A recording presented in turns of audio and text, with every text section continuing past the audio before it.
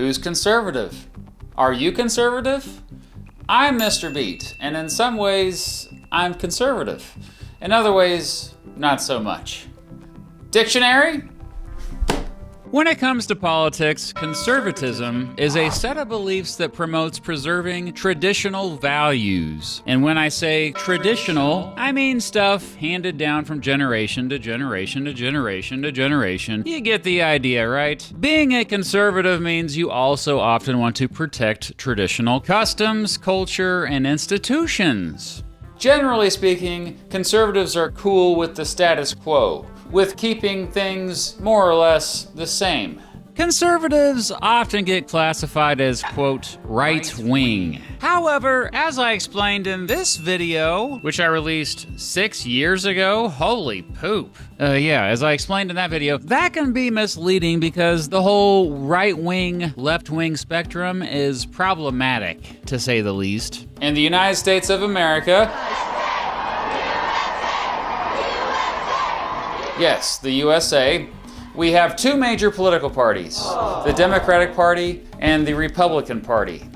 When most Americans hear, quote, conservative, they don't think cautious about institutional change. They think low taxes, pro-guns, strong border, anti-abortion, and indeed, for most of my entire life, the Republican Party has generally been considered the more conservative party in the United States. The party that wanted to keep things the same. The party of traditional values. The Democratic Party, on the other hand, was considered the less conservative party. You know, the party that wanted to change things. By the way, Republicans have only been calling Democrats liberal since the 1980s. Both parties used to call themselves that before then. Anyway, in this video, I'm going to make a take that's hot. I think there's a compelling argument that the Democratic Party is actually the more conservative major political party in recent years. But wait, hold up, will you please hear me out? Oh no, you already smashed that dislike button. Lame. Well, this sucks, my career is over. Dang it. Well, I guess I should just be captured by my audience, right? Whatever you say goes, you're always right. Nah, dude. In this video, let's make the argument that the Democratic Party is the more conservative political party. You know, just for funsies.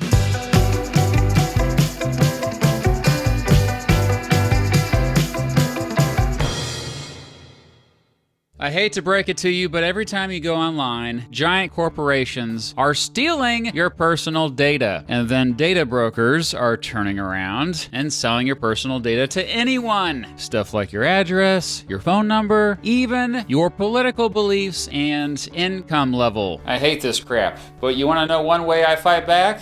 By using Delete Me. Delete Me proactively removes our home address, phone numbers, and family details from the internet. What I like about Delete Me is that it sends you these personalized privacy reports showing what they found, where they found it, and what they deleted. I've been using it for several years at this point, and it's done a really good job scrubbing my personal information from all kinds of messed up sites out there. Protect your personal information and your family's personal information by using Delete Me. And get 20% off Delete Me consumer plans when you go to joindeleteme.com/Mrbeat using promo code Mrbeat at checkout. Ha! There's a QR code right there. That's joindeleteme.com/Mrbeat. Thanks to Delete Me for once again sponsoring this video.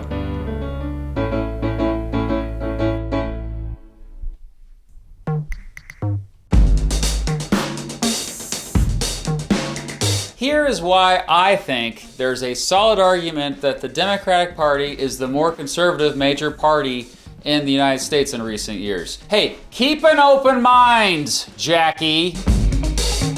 First of all, my definition of conservatism, which again is a set of beliefs that promotes preserving traditional values, goes back to the OG conservative, Edmund Burke. Considered one of the most influential conservative philosophers of the 1700s, baby, Burke hated the French Revolution's radical upheaval. He hated tearing down everything old for abstract ideals like liberty, equality, fraternity. Nah, dude. Burke argued for prudence, cautious, gradual change. Respect existing institutions, man. Preserve what works. Burke famously said, society is a, quote, partnership not only between those who are living, but between those who are living, those who are dead, and those who are to be born. Based on all that, I speculate that if Burke was around today, he would say the Democratic Party was the more conservative major political party right now. And here are 3 reasons why.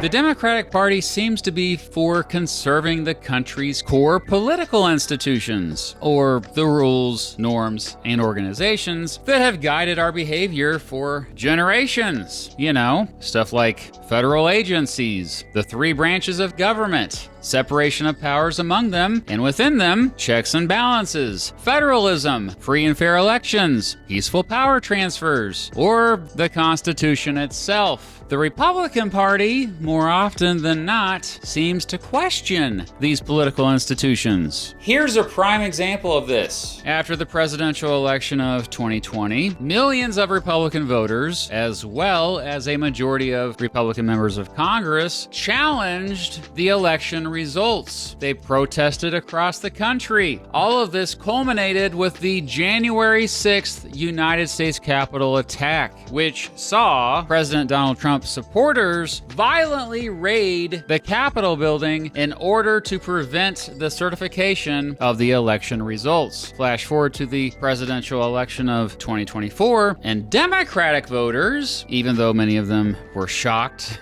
and all of them were disappointed, overwhelmingly accepted the results. Here's another example. In his second term, Trump has overhauled federal agencies, fired thousands of civil servants, went to war without Congress, and straight up consolidated power in the executive branch. If Burke was around today, he'd call that radical experimentation, not careful conservation. Hundreds of political scientists have said that the United States is straight up headed toward authoritarianism.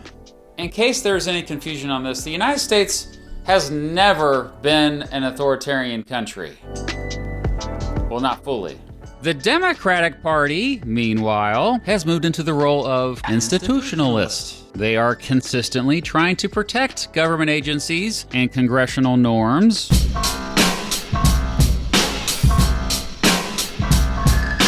This is probably the clearest example. Since World War II, conservative foreign policy often meant internationalism. It meant strong alliances and American leadership influence over the rest of the world, particularly with the North Atlantic Treaty Organization, or NATO, a military alliance of 32 European and North American democratic countries. Mr. Gorbachev, tear down this wall.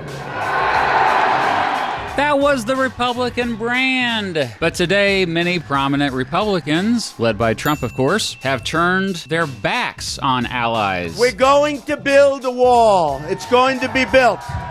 They've questioned NATO and pulled back from international agreements. As President of the United States, I will always put America first. Just like you, as the leaders of your countries, will always and should always put your countries first. And who seems to be defending the post-World War II global order now? The Democrats. They are the ones arguing for the preservation and even strengthening of the alliance system that has defined the last 80 years.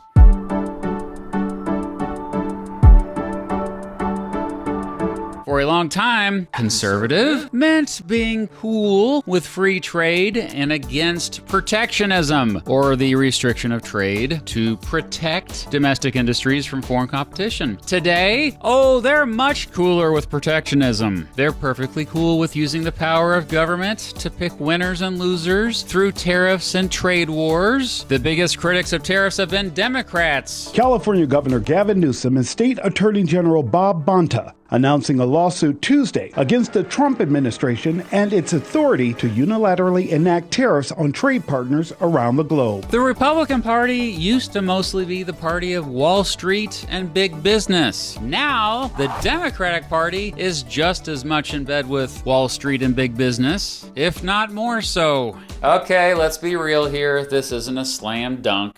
In his life, Christ displayed true humility. In his death, he modeled true love. On social and cultural issues, Republicans still generally lean more conservative. Many Republicans are against abortion expansion, against the federal government doing anything about climate change, against too much immigration, for school choice, for traditional family structures, and for traditional gender roles. On all these issues, the Democrats are still the party of change. Many Republicans also more consistently talk about fiscal conservatism, or making sure the government doesn't spend so much money. Well, they talk about it, but Republicans currently in power have done nothing to actually rein in spending in recent years. Now, some modern Republicans might even argue that they are trying to restore an older America, like before the federal government dramatically grew throughout the 20th century. Okay.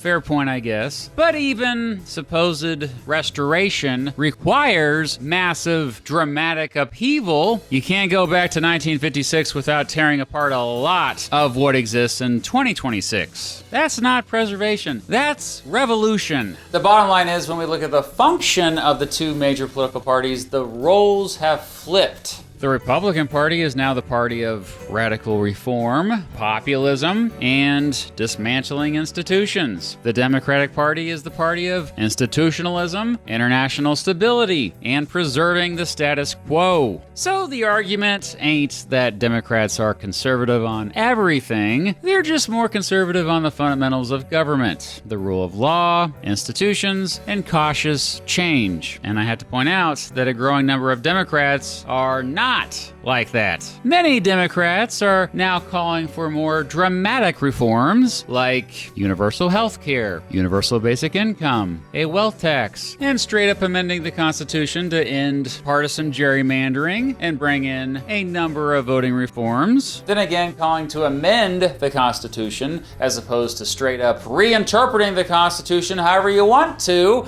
still seems somewhat conservative these days. Politics isn't static. As I point out in my party systems video, political parties evolve. And even political labels can mean different things to different people and at different times in history. For decades, conservative has often been interlinked with stability, responsibility, and caution, all qualities most voters value. Liberal, on the other hand, has often been interlinked with recklessness, radicalism, and instability, things most voters distrust. My main point is, whenever a politician calls themselves a conservative, ask them why they call themselves a conservative. Voters should judge based on principles, not labels. I consider myself a conservative when it comes to certain aspects of my country that have been around for centuries. You know, stuff like separation of powers, checks and balances, federalism, the rule of law. Sure, the brand of conservatism may still be associated with the Republican Party, but the practice of conservatism is arguably more associated with the Democratic Party these days. That doesn't make the Democrats right or the Republicans wrong. It doesn't mean you should vote one way or another. It just means our political vocabulary is struggling to keep up with a quickly shifting political reality. And honestly, I think that's worth knowing. Which is why I'm gonna make a video about it. I promise.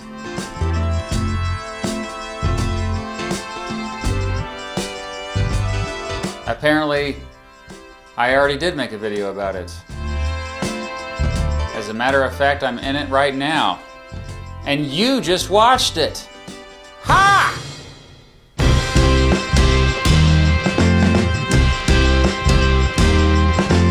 But what do you think? Am I full of crap? Well, we're all full of crap. That's why we go to the bathroom. But you know what I mean. Let me know down below. And watch out for the bots down there. I see you. Cut it out.